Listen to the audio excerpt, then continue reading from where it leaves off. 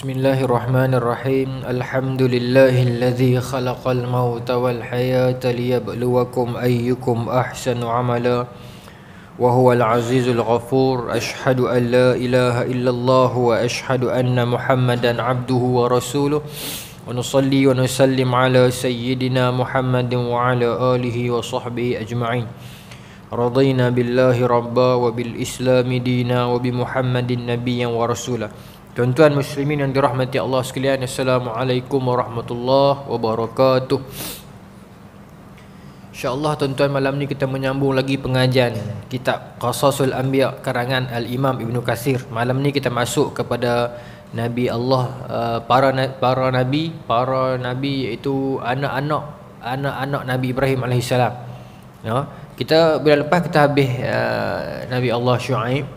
Kemudian ialah macam saya beritahu kat tuan-tuan lah, kita ikut manhaj dalam buku ni lah, macam mana Ibn Katsir susun, turutan dia begitu kita ikut.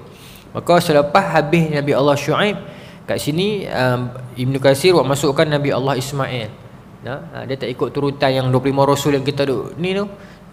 Kenapa dia susun ikut begini? Kita akan tengoklah kenapa. Dia ada sebab dia ikut, mungkin nak bagi mudah jalan cerita dan sebagainya. Kurang sikit malam ni orang tu, nuri banyak kot. Muslimat tak ada tu tak apalah, biasalah tu. Kadang-kadang ujung minggu dia kenuri lah apalah kan. Tak apa. Baik. Jadi malam ni saya nak masuk terus dua nabi lah, Nabi Ismail dengan adik dia Nabi Ishaq. Kita pergi terus. Kita nak habis dua-dua tu terus sebab bulan depan insya-Allah kita akan masuk Nabi Allah Yusuf. Yang tu panjang lah. Sebab Allah sebut dalam Quran ahsanul qasasi, sebaik-baik kisah. Itu mungkin panjang. Jadi malam ni saya nak habis dua orang Rasul terus. Pendek-pendek je. Lagi pun Ibn Katsir buat masuk tak banyak. Dua slot no. Nanti saya mesej je balik no. Saya tengok balik. Tak apa. Saya ada juga kosong tu. Cuma kadang-kadang dia program sekolah. Tak apa, nanti kita mesej balik. Tak apa, masya-Allah. Pasal kitab ni tebal sangat. Dia lambat nak habis. Saya lama dah di sorang ni kan. Takut tuan-tuan cemuh dengan saya lah. Ni baru Nabi Allah Ismail dengan Ishaq. Nanti Nabi Allah Yusuf panjang, Nabi Allah Musa pun panjang. Tapi tak banyak surah dah yang saya bawa kitab ni. Yang ni dengan sutera primor ya, dua ya. Baik. Kita mula insya-Allah. Bismillahirrahmanirrahim. Ibn Katsir mulakan dengan firman Allah Subhanahu wa taala, wa Ismail wa Idris wa Zal Kifli kullun minas sabirin wa adkhalnahum fi rahmatina innahum minas salihin. Surah Al-Anbiya ayat 85-86. Maksudnya kata Allah, dan ingatlah Ismail, Idris dan Zulkifli, semua mereka termasuk orang-orang yang sabar. Kami telah memasukkan mereka ke dalam rahmat kami. Sesungguhnya mereka termasuk orang-orang yang soleh. Bila menyebutkan tentang Nabi Allah Ismail, Allah selalu pairkan dengan perkataan sabar. Nabi Allah Ismail alaihissalam. Allah Subhanahu wa taala bila menyebutkan tentang Nabi Allah Ibrahim, Allah kata, wa may yarghabu an millati Ibrahim illa man safiha nafsah. Barang siapa yang dia rasa tak selesa, dia tak suka ataupun yarghabu ni marah dengan agama Ibrahim, mereka itu tidak lain dan tidak bukan adalah golongan yang illa man safiha nafsah, golongan yang memperbodohkan diri sendiri, kata Allah. Walaqad istafainahu fid dunya, kerana Nabi Ibrahim ini Allah telah pilih di atas dunia, dan wa fil akhirati laminas salihin, dan pada hari akhirat Nabi Ibrahim ini termasuk golongan yang soleh. Kemudian kata Allah, Ibrahim ini kenapa Allah Subhanahu wa taala angkat kedudukan dia sangat tinggi? Kerana iz qala lahu rabbuhu aslim qala aslamtu lirabbil alamin. Ketika mana Allah kata kepada dia tunduk, maka dia tak tunggu lama dah. Dia without any delay, without procrastination, tak tunda, tak tunggu dah. Dia terus aslamtu lirabbil alamin. Dia tak tanya banyak. Kemudian wa wassa biha Ibrahim bibani. Kemudian kata Allah, Nabi Ibrahim wasiatkan benda ini, turunkan benda ini kepada anak-anak dia. Dan seterusnya Allah sebutkan nama-nama anak-anak Nabi Ibrahim. Jadi Nabi Ismail adalah salah seorang anak Nabi Ibrahim yang rapat dengan Nabi Ibrahim. Maka dia memiliki kelebihan itu. Kita tengok sikit malam ni apa Ibn Katsir kata lagi. Para ulama, tuan-tuan, dia ada cerita sikit pasal Nabi Ismail dengan Nabi Ibrahim. Korban tu saja saya skip sikit yang tu noh. Pasal yang tu dia glamour cerita tu. Saya selit-selit yang tu. Kita nak pi yang kurang glamour. Para ulama ahli nasab dan sejarah mengatakan bahawa Ismail adalah orang yang pertama sekali menaiki kuda. Zaman Ismail adalah lelaki pertama yang menaiki kuda. Ini kata ulama nasab, kata Ibn Katsir. Dan ahli sirah. Pasal dia ada golongan disebut sebagai ahlun nasab dan ahlu tarikh. Dia tak sama. Ahlu sirah ni dia pandai sirah, dia pandai tarikh dan sebagainya. Ahlu nasab ni dia kenai kawan ni bin kawan ni bin kawan ni bin kawan ni sampai atas sekali dia kenai. Dia tahu keturunan ni lagu mana. Ahlu nasab ni memang wujud. Bahkan pada zaman Rasulullah lagi, sebelum zaman Rasulullah lagi dah ada. Bahkan ada bani tertentu, antara Bani Huzail antaranya, yang memang pandai tentang nasab. Dia tengok muka dia tahu this particular man belong to this nasab. Dia boleh tahu. Tak boleh tipu dia. Itu satu. Yang kedua, hafalan dia tentang nasab sangat hebat. Sebenarnya tuan-tuan, orang Arab sampai hari ni pun mereka sangat menjaga nasab mereka. Al-Imam Syafi'i bila mana dia berhadapan dengan Khalifah Ma'mun kan, bila dia difitnah, ingat tak yang saya cerita dulu tu? Dia diheret daripada Yaman dengan rantai pi ke Baghdad. Bila ditanya kepada dia, dia sebut nama dia Muhammad bin Idris 111 bin Syafi'i sampai Rasulullah. Depa ni tuan-tuan, depa sangat kenal nasab depa. Sangat kenal dan menjaga. Itu baru orang awam. Ulama dalam kalangan depa bahagian nasab lagi pandai. Depa sampai boleh telusuri nasab sampai bawa kepada Sam, Ham ataupun Yafis, 3 orang anak Nabi Nuh tu. Jadi okey, pada zaman Rasulullah siapa yang paling pandai nasab? Sayyidina Abu Bakar. Sayyidina Abu Bakar pandai nasab. Dan ilmu kepandaian nasab itu turun kepada siapa? Siti Aisyah. Siti Aisyah pandai nasab, ilmu nasab. Dan Siti Aisyah tuan-tuan memang pandai banyak benda lah ibu kita ni. Pernah satu hari Urwah bin Zubair. Urwah bin Zubair ni anak saudara kandung Siti Aisyah lah kan, anak Asma.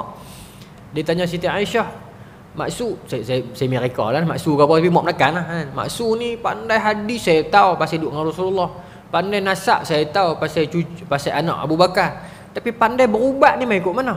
Siti Aisyah pandai berubat, pandai petua lama berubat-berubat ni Siti Aisyah memang pandai.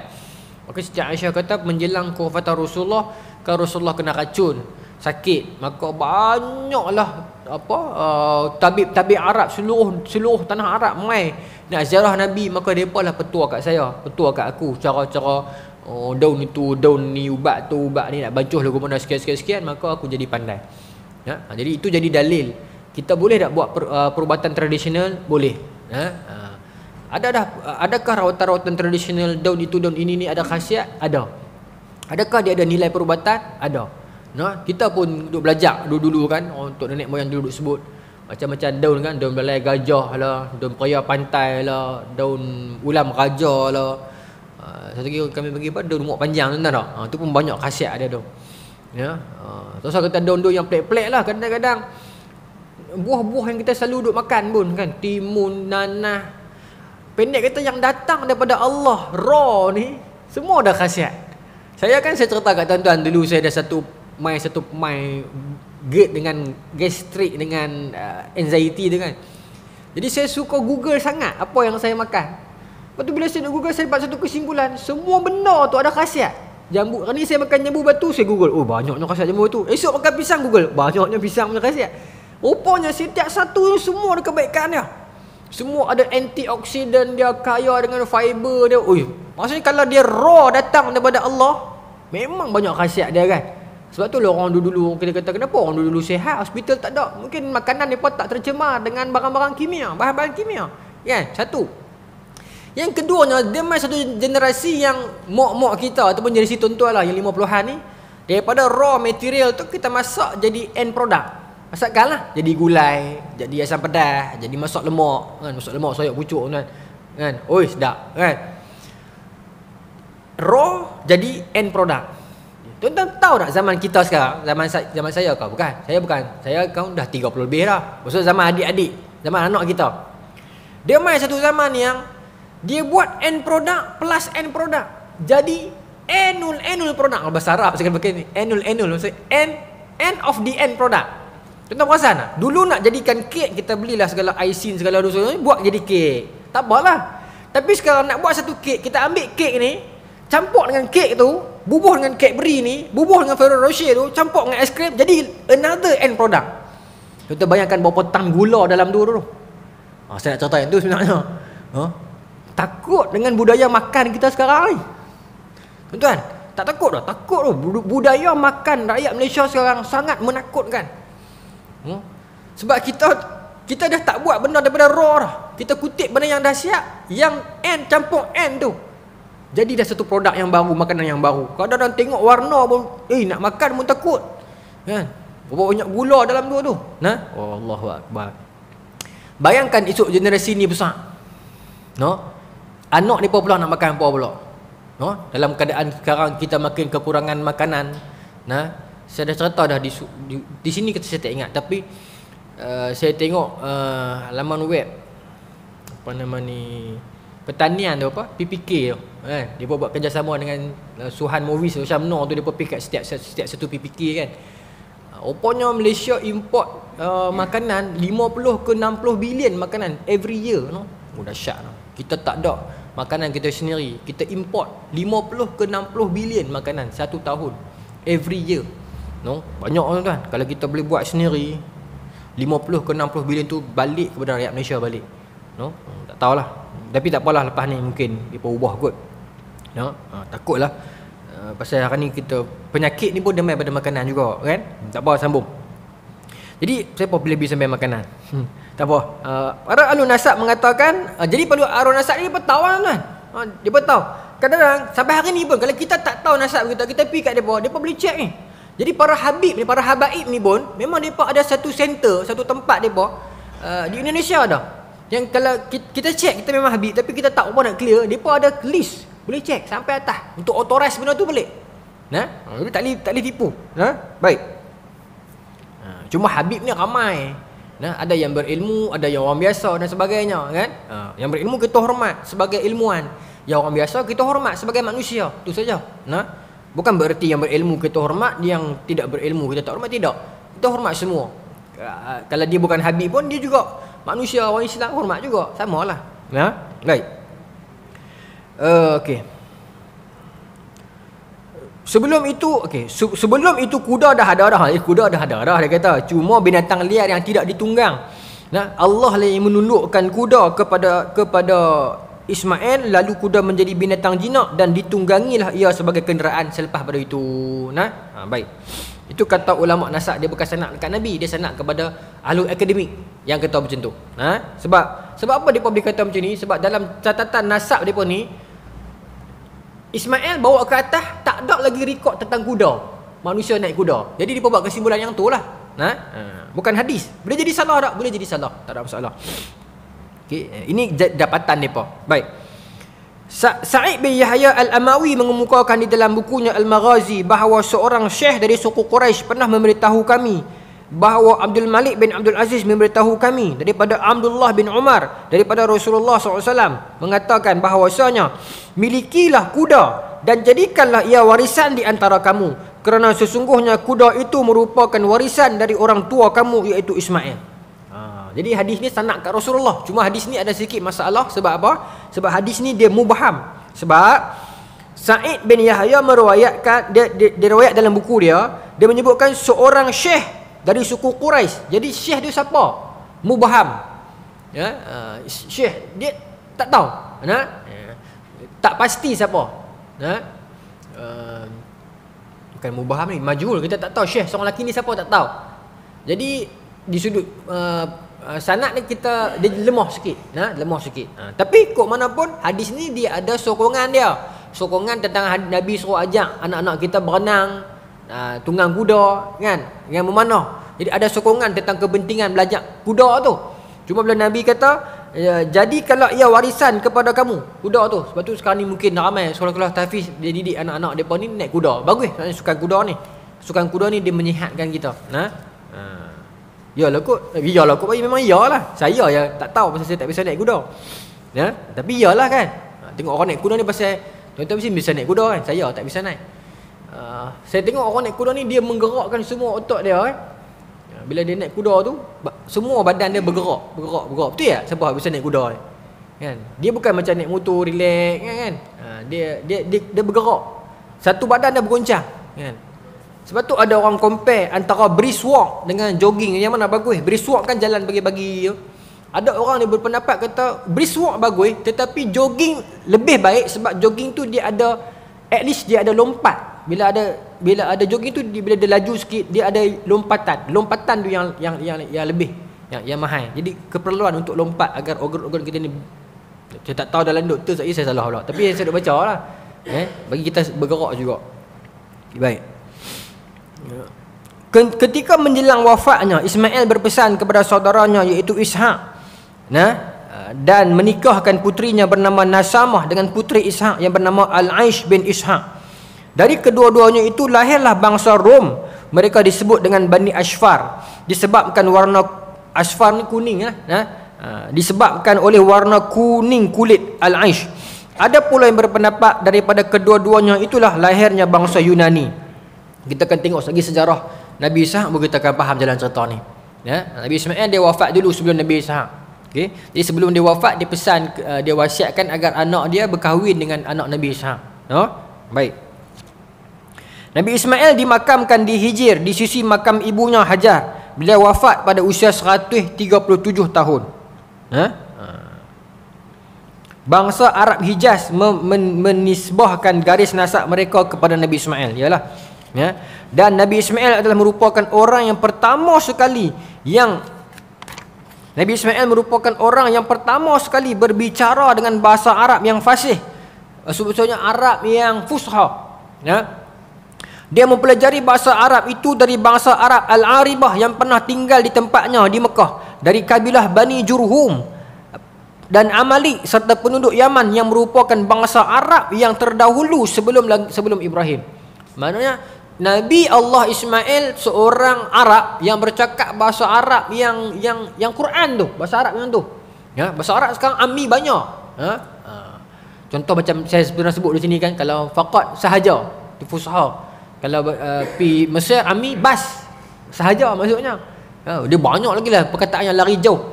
Okey. Jadi yang bercakap bahasa Arab yang fusha, yang sedap ni Nabi Allah Ismail, Rasulullah SAW sendiri, para sahabat, para tabi'in peringkat awal, para ulama.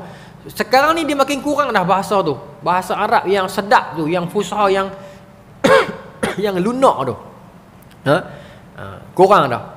Sekarang ni orang bercakap, bahkan orang Arab sendiri pun kurang dah kefasihan ilmu itu. Bila dia bercakap dalam lorat dia pun sini, bukan lorat sangat, dia jadi lain terus. Dia macam Mandarin dengan Hokkien dengan Taucu macam tu lah. Dia lain terus lari dia. Dia bukan lagu Penang dengan Kelantan tu dia lorat dia. Ni dia lari jauh sangat. Jadi yang bercakap fusha, yang versi Quran itu Nabi Allah Ismail. Rasulullah SAW sendiri juga bercakap begitu. Dan bahkan pada zaman sahabat dan juga tabi'in, para ulama salafus soleh tu bercakap begitu. Sekarang tak apa ramai dah. Saya ingat kalau ada pun mungkin di belah-belah Maghribi, di belah-belah Mauritania. Dalam tulisan ada lagi, tapi percakapan ni. Baik. Okey. Selesai Nabi Allah Ismail. Terus Nabi Allah Ishaq. Nabi Allah Ishaq panjang sikit. Baik. Sebagaimana telah kami kemukakan terdahulu bahawa Ishaq lahir ketika Ibrahim berusia 100 tahun. Nabi Ishaq lahir, umur Nabi Ibrahim dah 100 tahun dah. Iaitu 14 tahun setelah kelahiran Ismail. Nabi Ishaq lahir, umur Nabi Ibrahim 100 tahun. Dia kata dalam ni iaitu 14 tahun setelah kelahiran Ismail. Bermaksud bila Nabi Ismail lahir, Nabi Ibrahim umur berapa tahun? 86, betul tak? 86. Baik. Sementara ibunya, ibu Ishaq, ketika mana dilahirkan Ishaq itu berusia 90 tahun. Baik. Ahlul Kitab menyebutkan bahawa Ishaq menikahi seorang perempuan yang bernama Rifqah bin Bitawabil.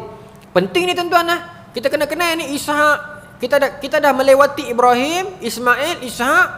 Sekali kita akan pergi Yaqub, sebab penting untuk kita tahu nasab nanti nak pergi kepada Nabi Yusuf ni. Jadi malam ni penting. Jadi Nabi Ishaq menikahi perempuan yang bernama Rifqah. Baik. Okey.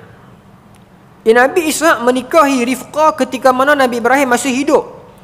Rifqah ialah seorang wanita yang mandul, lalu Ishak berdoa kepada Allah hingga dia menjadi hamil. Ya? Dia boleh hamil.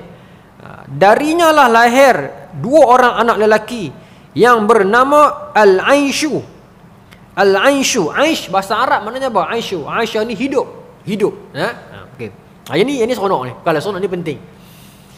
Anak Nabi Ishak ada 2 orang. Nabi Ishak kahwin dengan Rifqah, dapat anak lelaki 2 orang. Anak lelaki 2 orang saja. Anak lelaki hak sulung namanya Al-Aish. Al-Aish. Anak lelaki yang kedua nama, tuan-tuan apa? Tak lain dan tak bukan, bila saya kata ada 2 orang saja, bermaksud Nabi Yaqub lah. Yaqub bin Ishak, Ishak bin Ibrahim, kan? Baik. Jadi anak pertama nama Al-Aish, anak yang kedua nama Yaqub. Para ulama nasab mengatakan Yaqub itu bawa kepada Bani Israel, bangsa Israel. Al-Aish bawa kepada bangsa Rom, ataupun bahasa lain ni orang putih. Bapa orang putih adalah Al-Aish, bapa Jus adalah Nabi Yaqub. Nah, itu asal dia tu. Jadi kita jangan faham semua Nabi ni Arab. Tidak. Dalam 25 Rasul itu yang Arab cuma 4 orang aja. Yang lain itu Rom, bangsa-bangsa yang lain. Cuma kita tak tahu yang lebih tepat. Adakah dalam kalangan bangsa Cina pun ada ke? Wallahu ta'ala alam. Tapi dalam Quran sebut Allah akan hantar Rasul di setiap tribe, kan? Cuma kita tak tahu duk bilang untuk apa punya bangsa. Cuma yang jelas Arab pun 4 orang. Okey. Baik. Maka Nabi Yaqub nanti jadi Israel, anak-anak tu jadi Bani Israel. Okey. Abang dia nama Al-Aish yang menyebarkan anak cucu bangsa Rom. Baik. Okey. Al-Aish inilah yang disebutkan sebagai nenek moyang bangsa Romawi yang saya kata tadi tu. Yang kedua pula ialah bernama Yaqub. Inilah dia Israel menasabkan Bani Israel kepadanya. Lagu saya kata tadi itulah. Okey. Sebab tu Bani Israel dengan orang, kita nak kata apa, orang putih, kita guna bahasa orang putih, no? Padahal kita nak kata apa, orang Eropah. Orang Eropah lah, no. Nak kata orang putih, saya pun putih dik. Orang Eropah lah kot, no. Bangsa Rom ni, no. Cuma tuan-tuan faham kan, dalam kitab sejarah Melayu bila disebut Rom, kita salah faham. Rom yang direfer selepas 1453 tu adalah orang Turki. Walaupun kitab Melayu katakan hang tuah pergi menghadap Raja Rom. Rom dalam itu bukan bermaksud Rom orang putih. Rom itu ialah Turki. Bahkan Turki juga ada nasab. Ada. Kalau kita baca sudut nasab ni dia banyak lah. Dia pergi kepada orang putih juga. Bukan lebih kepada orang putih. Dia asimilasi tu. Tapi tak apa. Selepas 1453 kan pembukaan Constantinople tu kan. Sebab kan Rom dulu terbahagi kepada 2, kerajaan Rom Timur dengan kerajaan Rom Barat. Kerajaan Rom Barat itu itulah yang kerajaan Rom Barat di negara Eropah tu. Kerajaan Rom Timur ialah kerajaan Byzantine, kan. Kerajaan Rom Barat ni dah tenggelam lama, hancur dah sebab zaman gelap. Sebelumnya lagi dia musnah dah. Pada zaman Rasulullah bila disebut Rom ialah Rom Timur, iaitu Constantinople, Syria apa semua tu. Kristian, Rom, tapi dia Arab. Dia bukan Arab yang bukan Rom orang putih. Rom orang putih nanti lepas zaman Enlightenment baru dia naik balik, kan. Dalam istilah Jerman dia kata Volkswanderung, iaitu golongan gasar orang putih ni Allah takdirkan depa keluar mengamuk. Viking, Vandal, Vigor, Frank, Norman, Anglo-Saxon, ini bangsa-bangsa ni keluar pergi mengamuk satu dunia ni. Itu yang depa boleh mengasaskan England, depa pergi di Itali, di Sicilia, yang ke bangsa Frank pergi di Baitul Maqdis jadi perang salib pertama tu. Bangsa ni lah, bukan bangsa bandar Eropah ni. Jadi semua ni ala kuliah ni semua tu anak cucu Nabi Ishaq lah kalau ikut bangsa Rom ni. Baik. Sonok juga baca tentang Eropah ni. Sambung. Al-Aish merupakan seorang yang lebih disayangi oleh Nabi Ishaq. Tapi ini bukan Ibn Katsir kata. Ibn Katsir kata menurut ahlul kitab, orang yang Nabi Ishaq lebih sayang Al-Aish daripada Nabi Yaqub, disebabkan Al-Aish adalah anak pertama, sedangkan Rifqah lebih sayang Yaqub kerana anak yang lebih kecil. Tapi Ibn Katsir kata dah, bukan saya kata, dia kata ini Ahlul Kitab yang kata, menurut rujukan Ahlul Kitab. Ahlul Kitab ni maksudnya apa? Israiliyat lah. Israiliyat ni kita ada pendirian, kalau dia betul dengan, kalau dia align dengan Quran hadis, maka dia betul. Kalau dia bertentangan dengan Quran dan hadis, maka dia salah. Kalau tidak ada penjelasan, maka kita KIV, kita tawakuf, kita tak kata betul, kita tak kata salah. Itu pendirian Ahlussunnah wal Jamaah terhadap Israiliyat. Baik. Okey. Contoh ni menarik. Sebab apa? Jadi Nabi Ishaq lebih memberikan perhatian kepada abang Al-Aish ni, orang putih ni. Jadi mak ni manja anak lagi, anak kedua Nabi Yaqub. Belum jadi Nabi lah pada masa ni. Jadi mak dia ni try to nak macam mana orang putih kata, orang putih Melayu sudah lah no. Try nak bagi ayah dia ni sayang kat Yaqub pula. Mak ni bukan ada peranan tuan-tuan, isteri ni. Cuma satu dah saya nak minta, kalau boleh para isteri ni, kami kita baru menikah 6 tahun. Ibu-ibu ni bagus di sudut apa tau? Dia mendidik anak-anak bagi hormat ayah. Kan? Apa-apa pun hormat ayah. Bagus satu segi. Cuma ibu-ibu Melayu ni, bukan kata semualah, bukan ibu Melayu lah, ibu Asia. Satu benda yang saya belajar daripada parenting ni, bukan pengalaman, teori saya, bukan teori saya yang saya belajar. Saya punya degree saya dulu dalam psikologi, dalam parenting. Dia punya bidang tu. Iaitu ibu ni dia suka membuatkan anak ni takut kat ayah tu bagus, tapi dia buat macam ni. Kalau anak dia minta izin apa kan, dia buat salah apa, aku tak apa, tapi tak tahulah ayah hang macam mana. Dia put the burden kat ayah. Ataupun kalau jadi apa lagi, ayah hang balik lagi siap hang. Apa-apa ayah hang lagi kena tak tahu ayah. Jadi dia membuatkan anak ni jadi, dia membina satu perasaan dekat ayah tu. Kan? Ayah teruk kena. Kalau boleh jangan buat macam tu. Jangan bagi anak dia rasa macam ayah tu threat kepada dia. Boleh, bagus dia membina rasa takut, tapi dia buat macam jawablah dengan ayah nanti. Dia macam tu. Jadi ayah ni jadi watak jahat pula. Yang tu saja, yang lain okey.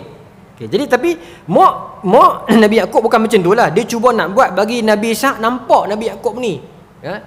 Baik. Ini dalam Ahlul Kitab punya riwayat Baik.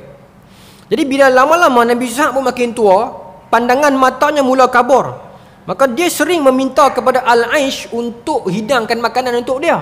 Tuan-tuan, adakah salah untuk kita sayang anak kita tak sama? Tak salah. Sebab sayang tu bukan kita buat sendiri, dia main. Kita ada 5 orang anak, dalam 5 tu ada seorang tu kita terlebih sayang. Sayang bukan hal yang tak sayang. Cuma nak kata hak seorang ni kita terlebih sikit, rasa bersalahnya. Tak. Sebenarnya di sudut itu tak apa. Bukan kata tak apa tu kita kena buat macam tu, tak. Tu dah saya nak kata, kita ada 5 orang anak. Dalam 5 orang tu seorang tu memang pandai ambil hati, memang jaga kita sungguh-sungguh, memang kita terlebih sikit. Tapi selalunya mak ayah ni sama ya. Tapi saya nak kata, kalau dia berasa begitu, adakah dia rasa bersalah? Tak. Itu biasa sebenarnya tuan-tuan. Seorang anak suka bagi susah kita, suka melawan cakap kita, hentak kaki. Seorang lagi memang jaga kita elok, walaupun kedua-duanya anak kandung kita. Tapi takkan tak ada 1%, 0.15% yang kita rasa terlebih sikit ke yang tu. Kalau ada, itu adakah normal? Baik. Sebab kita boleh adil di sudut material, tapi nak adil di sudut kasih sayang tu susah. Lepas tu orang perempuan tak boleh terima madu pasal kes tu Abang boleh kata abang adil di sudut semua, tapi kasih sayang nak adil macam mana? Kan? Berulang lah sampai apa? Sampai abang Jamil mampus kan, kita kata kan. Di sudut itu orang perempuan tak boleh terima kan. Darah ni kat belakang. Baik, saya sambung. Baik. Maka isteri Nabi Ishaq ni dia nak buat something untuk Nabi Ishaq nampak juga anak kita seorang lagi ni. Bagus, mak macam ni bagus. Baik. Jangan nampak hak abang saya, walaupun abang ni aku harap. Ayah ni kadang-kadang anak dia hak sikit, dia harap anak yang boleh tolong dia tukang tayar, anak dia hak boleh tolong dia buat kerja-kerja berat, pergi usia rumput, dia harap. Anak dia yang lembut sikit, dia korang harap. Selalunya macam tu lah. Dia selalunya kalau dalam keluarga ni tuan-tuan, dalam psikologi dia ada second child syndrome. Dia ada satu teori tuan-tuan tahu. Second child syndrome ni, tentang sindrom anak kedua ni. Sama ada dia jadi terlalu bagus untuk kita harapkan dia, ataupun terlalu menyusahkan kita pun ada juga. Antara dua tu lah. Sampai ada buat kajian lah. Suratan atau kebetulan, tak tahulah. Baik, sambung. Banyak sangat nak pergi kat luar ni. Okey.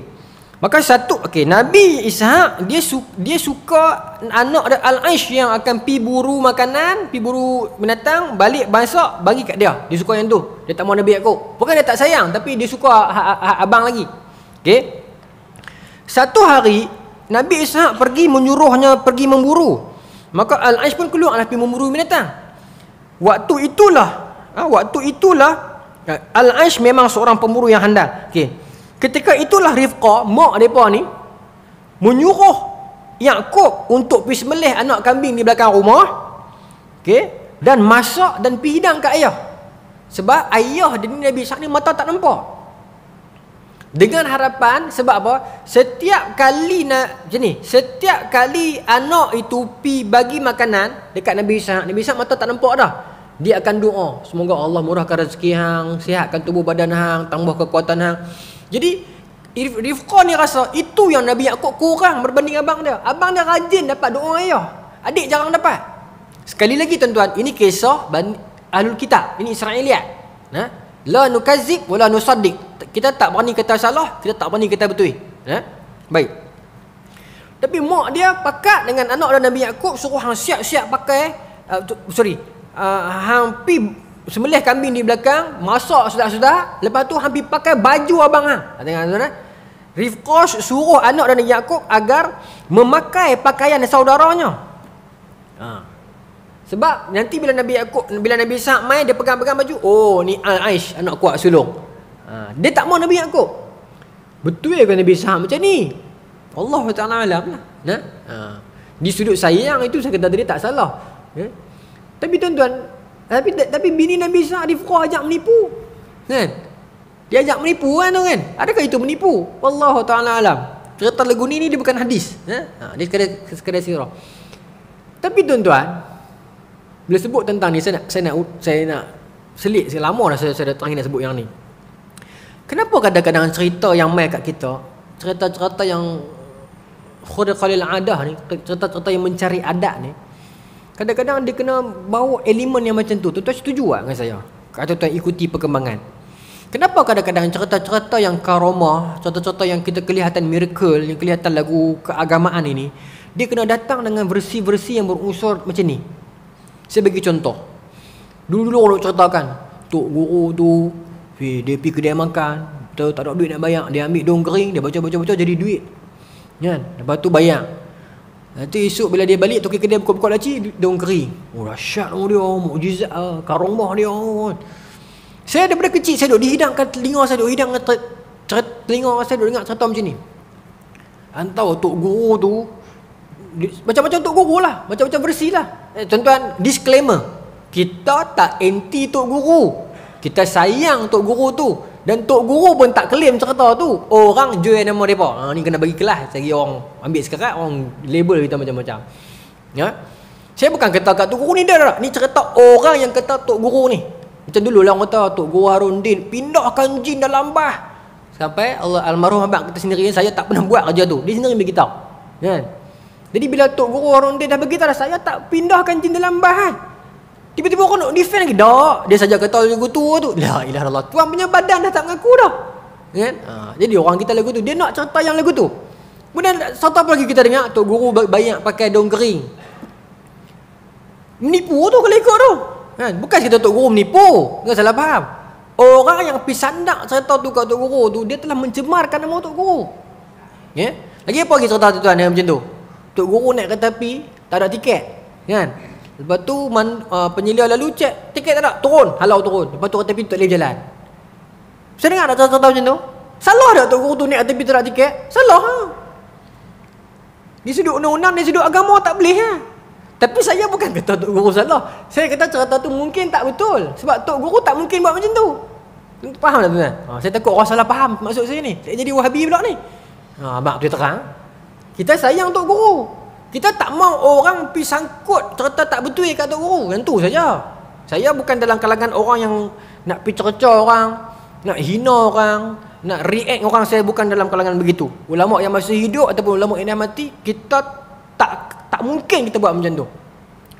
Sebab dalam ilmu kita diajak untuk beradab. Bahkan orang yang mengajar ilmu disebut selain murabbi, muallim disebut muaddib, yang mendidik adab.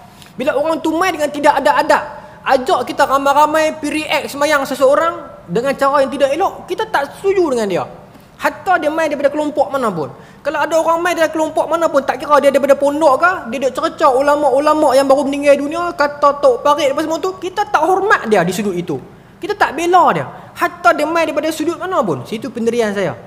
Hang belah ni ke, hang belah ni ke, nama kata hang hina orang tanpa adab, sorry lah, tidak ada pembelaan. Orang boleh setuju atau tak setuju dengan saya, tapi saya tak boleh terima.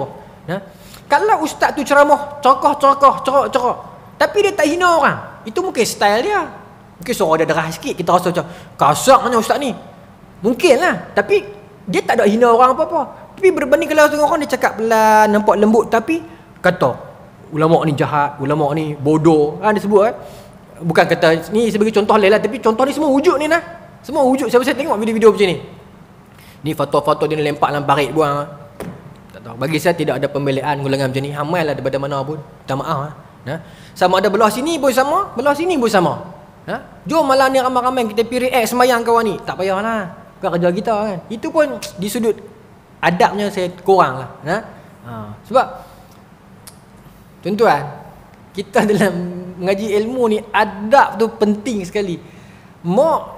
Imam Malik, ketika mana dia hantar Imam Malik pergi jumpa dengan Rabi'atul Ra'i, tok guru pertama Imam Malik, dia kata apa? Ta'allam min adabihi qabla ilmihi. Ambil adab dia, belajar adab dia sebelum ilmu dia. Adab adalah segala-galanya. Imam Malik, tuan-tuan, memang seorang ulama yang sangat mementingkan adab. Sangat pentingkan adab. Imam Malik ada 4 orang anak, 3 orang lelaki, seorang perempuan. Yang perempuan tu nama Fatimah. 3 orang lelaki tak jadi. Yang perempuan tu jadi ulama. Yang 3 tak jadi. Satu hari Imam Ramah Hurmuzi sebut kisah ni dalam Muhadisul Fasil Bainar Rawi wal Wa'i. Imam Malik dua ajak anak menakan dia 2 orang. Dia ada anak jantan 3 orang, tapi anak dia tak minat. Anak menakan dia 2 orang yang riwayat pada dia, Abu Bakar dengan Ismail. Tengah duk mengajak anak menakan hadis ni, anak dia turun daripada atas. Umar Imam Malik masa tu dah besar. Turun daripada atas bawa burung pati main. Lintas dia. Imam Malik kata orang yang tidak ada adab dengan ilmu, dia tidak ada adab dengan Allah. Maksudnya dia kata kat anak dia sendiri tu. Maksud pentingnya beradab dalam ilmu. Menghormati ilmuwan. Kalau dia salah, iyalah dia akan berhadapan dengan Allah. Tapi dia dah lalui ijtihad, dia dah lalui sistem fikir. Dia betul, dia salah, itu dia dah hujah dia. Kita siapa yang nak main kemudian nak sebarkan kebencian di atas pentas-pentas kuliah? Bukan kerja kita macam tu. Kita duduk di meja kuliah untuk sebarkan ilmu, bukan sebarkan kebencian. Apatah lagi kita nak menyebut satu-satu batang tubuh. Tak boleh. Tak boleh. Itu bukan adabnya. Tempat kuliah bukan tempat sebarkan kemarahan, sebarkan kebencian. Dia sebarkan ilmu dan kasih sayang. Itu saja. Bukan kita paling betul. Tapi fenomena ni rasa tak sedap lah. Saya tak tahu lah kalau saya seorang ataupun tuan-tuan setuju dengan saya. Tapi saya mainlah daripada kelompok mana pun. Kalau kita duduk di meja ini untuk kita mencerca satu-satu batang tubuh dengan menyebut nama pula, saya tak respect. Saya minta maaf lah kalau belah mana yang terasa. Tapi saya tak boleh lah untuk saya nak bersangka baik. Nak sangka baik macam mana lagi lah sampai sebut nama kan. Saya minta maaf lah. Saya tahu saya akan menghadapi kritikan yang besar dengan sebut benda ni. Tapi baik orang lah. Pasal benda ni kena sebut.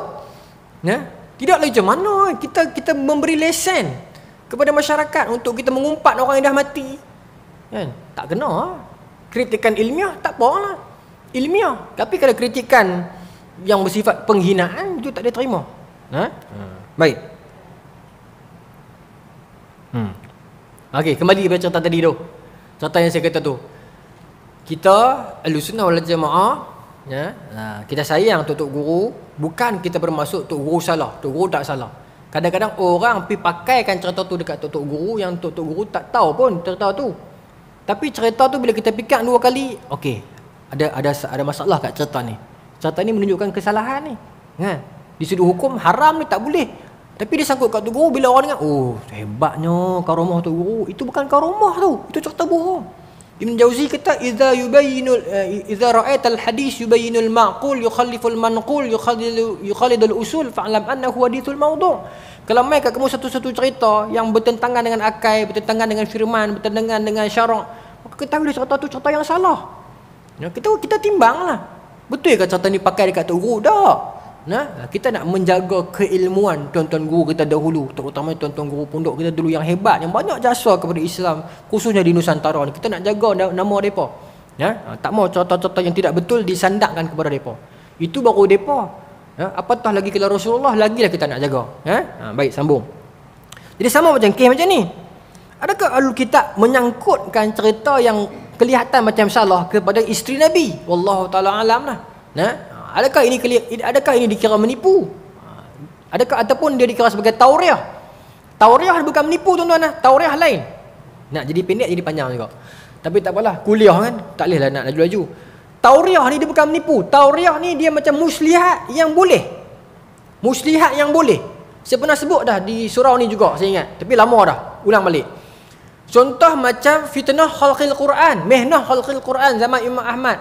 Bila mana khalifah dengan beberapa orang pembesar Mu'tazilah, Ahmad bin Abi Du'ad dan sebagainya, test seorang-seorang ulama Baghdad masa tu. Depa suruh ulama-ulama Baghdad sebut Quran itu makhluk, Quran itu makhluk. Imam Ahmad tak mau sebut. Imam Ahmad kata Quran kalamullah.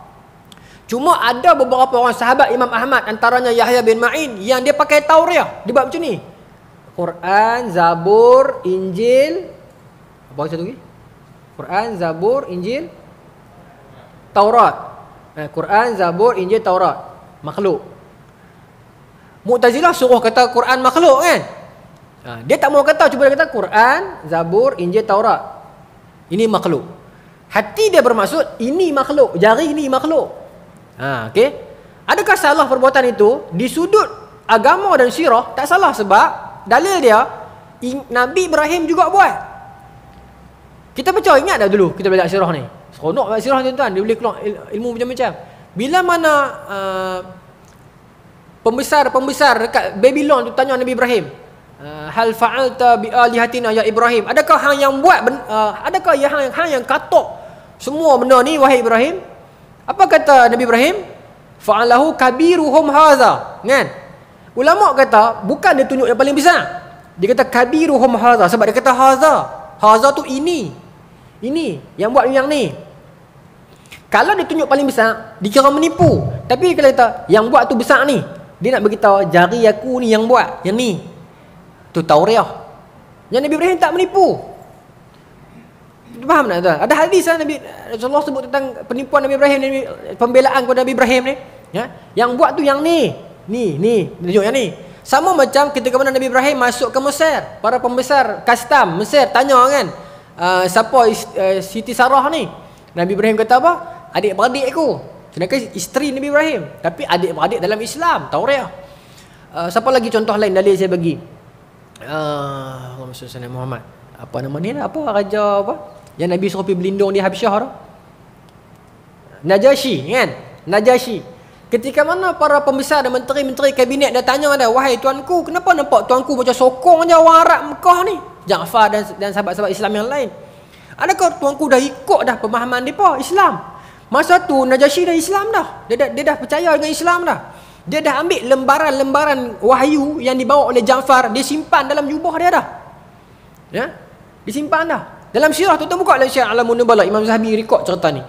Najasyi dia pakai jubah lagu ni lah, jubah luar tu kan. Masa tu lembaran Quran itu, wahyu-wahyu awal yang dibawa oleh para sahabat awal yang pergi ke Habsyah tu, dia dah ambil, dia dah baca, dia simpan dalam ni. Di bola ni. Kemudian bila pembesar dia tanya dia, adakah tuanku pergi ikut Islam, pergi ikut agama orang mai pada Mekah tu, dah tinggalkan Kristian kita ni? Maka Najasyi tanya, apa ikut macam mana? Apa pendapat hangpa? Maka dia berkata lah, kita ikut Kristian lah, Nabi Isa tu anak Tuhan semua cerita kan. Maka Najasyi kata, saya pun percaya yang ni lah. Dia kata begitu. Percaya yang ni lah. Yang ni tu, para pembesar tu ingat yang ni tu apa yang mereka kata. Sedangkan maksud dia yang ni tu yang dalam jubah dia ni. Tauriah lah. Habis tu adakah kita semua orang awam Islam boleh buat tauriah sebebas hati? Tak boleh ya. Dia ada dawabit dia, ada disiplin dia. Kita orang awam tak boleh balik duk pandai-pandai qiyas kat bini kita, kat suami kita. Oh tak apa, boleh tak? Tak boleh. Tapi memang ada hadis kita boleh tauriah dengan isteri ataupun suami, tapi itu di sudut bila suami tanya, "Hai, pokok kau buncit tak?" "Ai dah abang, six pack ni." Tu boleh. Sebab nak jaga hati dia. Bini masak tak sedap, tanya, "Abang masak sedap tak bang?" "Oi, awak tak sedap pula," kata. "Sedap ni." Tu tak apa. Yang tu tak apa. Tapi bohong yang lain tak boleh lah. Berumah macam tu tak apa, yang simple-simple, yang nak jaga hati. Itu memang ada hadis tuan-tuan. Jadi bila Nabi Allah Yaqub masa tu tak jadi Nabi lagi lah, dia pergi hidang kambing tu dekat Nabi Ishaq. Nabi Ishaq berpegang, baju itu baju Al-Aish abang. Maka dia ingat Al-Aish lah. Maka dia pun mendoakan Nabi Yaqub. Itulah yang paling rifqah nak. Baik. Tak apalah. Kemudian selepas pada itu petang itu Al-Aish pun sampai rumah. Dia pun pergi siap makanan yang dia dah buru. Dia pun pergi hidang kat ayah dia. Ketika dia meletakkan makanan itu kepada ayahnya, maka berkata kepada ayahnya, itu Nabi Ishaq berkata kepada Al-Aish, apakah ini? Maka jawab Al-Aish, inilah makanan yang ayah inginkan. Maka kata Ishaq, bukankah tadi engkau telah membawa makanan itu kepadaku? Maka tahulah Al-Aish bahawa saudaranya Yaqub telah mendahuluinya. Main dia. Maka dia bersumpah, dia berjanji akan membunuh saudaranya itu. Oh, kesal. Dahsyatlah Al-Aish ni. Kahak lah. Maka mendengar ancaman itu, ibunya memanggil Yaqub dan menyuruh Yaqub pergi menemui adiknya, iaitu Laban, yang tinggal di Haran. Maka Rifqah ni suruh Nabi Yaqub, anak dia ni, kata abang hang marah kat hang tu. Lah ni hang lari pergi rumah Mak Lang. Mak Lang lah kot. Adik Rifqah ni nama Laban. Hampir di rumah Mak Lang. Maka Laban ni bukan perempuan lelaki, adik. Pergi rumah Pak Lang kata kan. Pergi duduk rehat di rumah Pak Lang. Sampai abang hang kata dia mai balik. Maka Yaqub pun pergi di sana.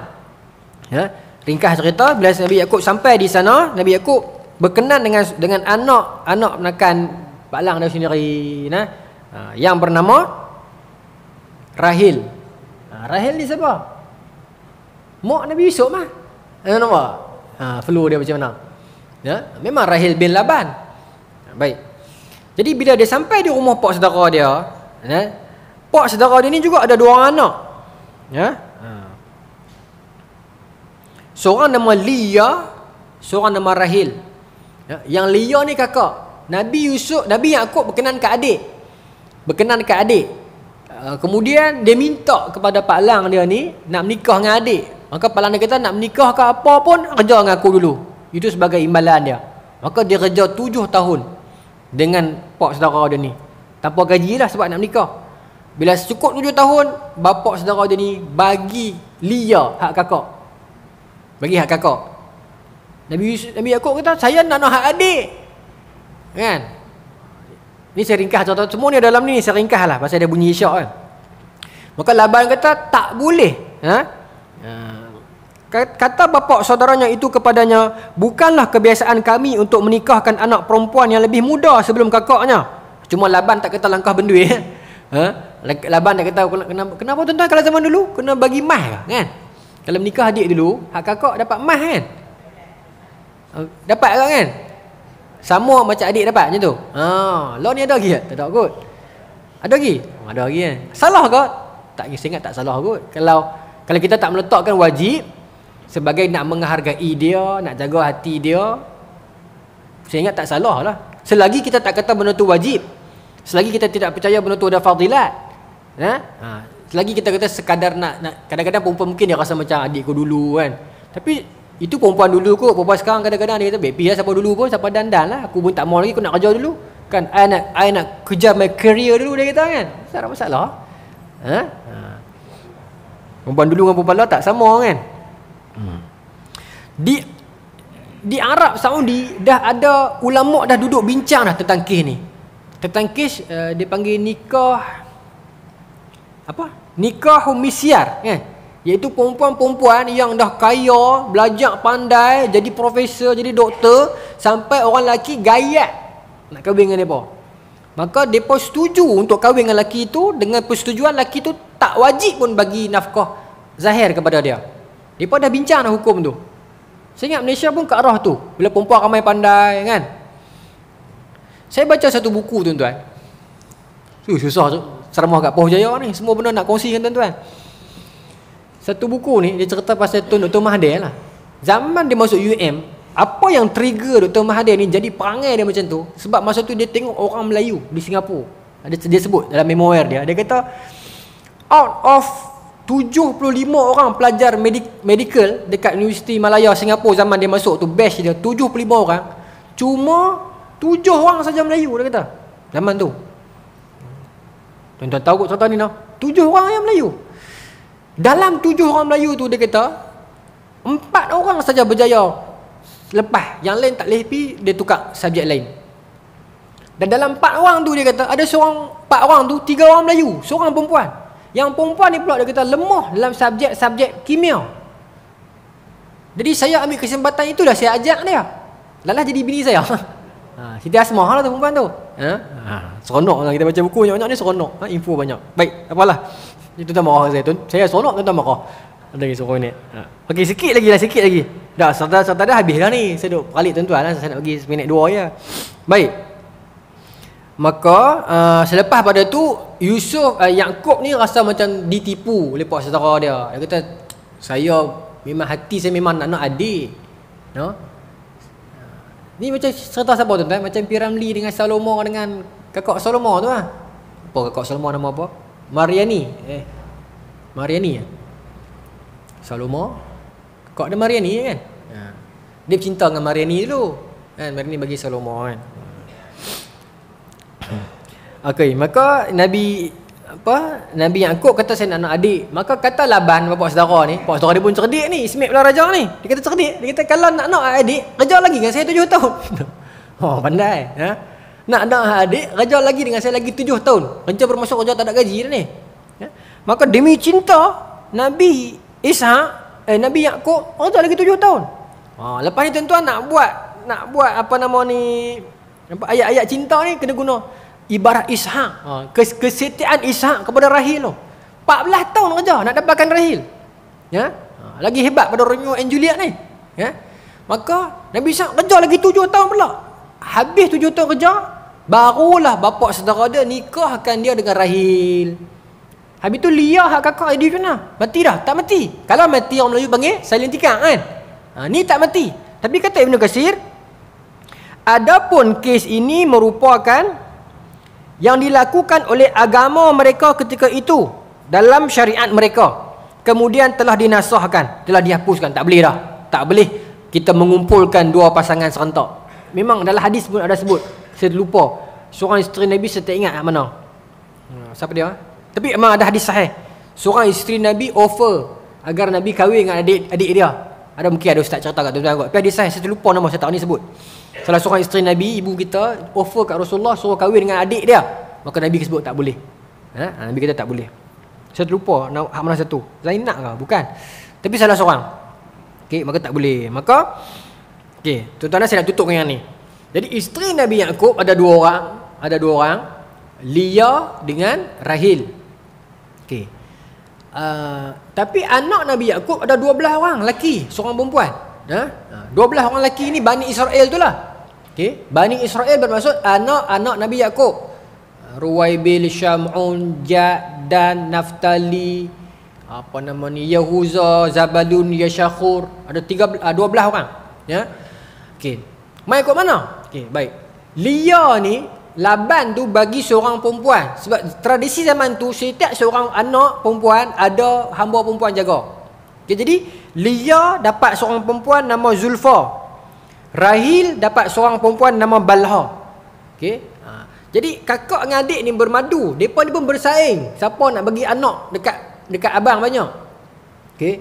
Jadi Leah ni dia bagi anak banyak. Dan Leah ni tak cukup dengan tu, dia bagi pula dia punya pembantu dia dekat Nabi Ishak. Boleh lah, hamba boleh. Ya? Ni cerita zaman dulu lah ni. Dia dapat anak lagi. Okay. Maka Rahil pun bagi anak dia, bagi pembantu dia, bagi hamba dia, dapat anak lagi.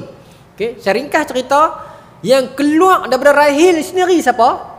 Keluar daripada Rahil sendiri ialah Nabi Yusuf dan last sekali siapa? Bunyamin, kan? Ini yang keluar daripada perut Rahil sendiri. Pasal tu Nabi Yusuf dengan Bunyamin baik. Dia beradik satu mak satu pak. Ini memang last warning ni noh. Bila sekali dia suruh berhenti terus ya. Okeylah, saya tutup terus. Saya nak habis cerita ni ya. Jadi kena clear, Bunyamin dengan Nabi Yusuf memang rapat. Bahkan bulan sekali lagi kita akan main cerita yang Nabi Yusuf rindu kat adik dia bila Nabi Yusuf dah pergi Mesir dah nanti. Nabi Yusuf dah pergi Mesir, dah jadi penguasa Mesir, dah jadi menteri, dia rindu kat adik dia kan. Dia plan satu plot agar adik dia kena tangkap, ditahan di Mesir. Nanti kita akan cerita. Abang-abang yang lain ni dia main daripada mak-mak yang tadi tu lah, Zulfa, Lia, Balha ni.